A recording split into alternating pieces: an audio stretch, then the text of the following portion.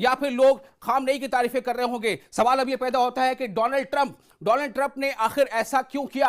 क्या Donald Trump को इस बात का एहसास नहीं था कि अगर वो बटन दबाते हैं, अगर वो ईरान के जो न्यूक्लियर सेंटर्स है उस पर हमला करते हैं तो इसका नतीजा क्या होगा?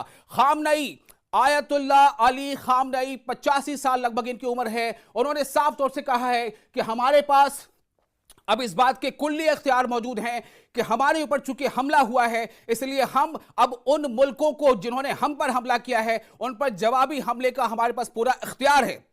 आपको यह भी बता दें कि ईरान की तरफ से यह बात कही गई है कि दरअसल यूएस ने जो हमला किया, अमेरिका ने जो ईरान पर हमला किया, ये यूएन चार्टर का उल्लंघन है, ये यूएन चार्टर का वायोलेशन है, और जो बैनुल अक़वामी कवानीन हैं उसका भी, इसकी भी ये खिलाफ वर्जी है। तो बैनुल अक़वामी कवानीन की खिलाफ वर्जी की है अमेरिका ने, और B-2 बॉम्बर से हमला करके यूएन चार्टर की भी खिलाफ वर्जी की है। ये कौन कह रहे हैं? ये आयतुल्लाह अली खामनेई कह रहे हैं। आयतुल्लाह अली खामनेई ने पहले ही कहा था कि अगर हम पर हमला होगा तो हम उसका जवाब देंगे, और हम जबरदस्त तरीके से जवाब देंगे। हमने आपको तस्वीरें दिखाई कि इसका असर क्या हुआ है। हमला तो अमेरिका ने कर दिया, लेकिन इसराइल जो है अब वो पानी मांग रहा है। एक बार फिर से हम चाहेंगे अपनी टीम से कि वो हमें इसराइल की तबाही के मरकज दिखाएं। इसराइल में जो तबाही मची है उसकी तस्वीरें आप देखिए, किस तरह से इसराइल में तबाही मची है। और ये तबाही कब मची है? जब ईरान पर अमेरिका के B-2 बॉम्बर्स ने बॉम्ब गिराए। हालांकि ईरान का यह कहना है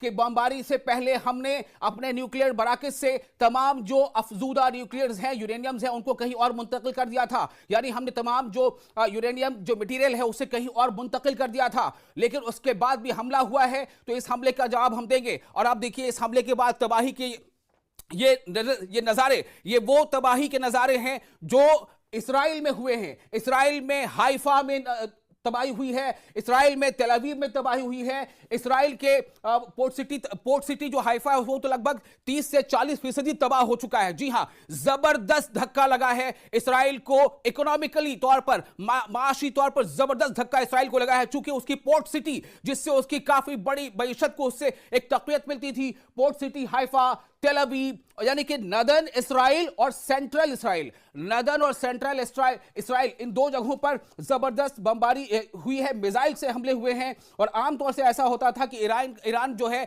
जब अपने वेव ऑफ मिसाइल्स यानी बराज ऑफ मिसाइल्स को दागता था तो उसमें एक बार बराज दागने के बाद तकरीबन फिर काफी घंटों के बाद वो मिसाइल दागता था। लेकिन इस बार क्या हुआ है?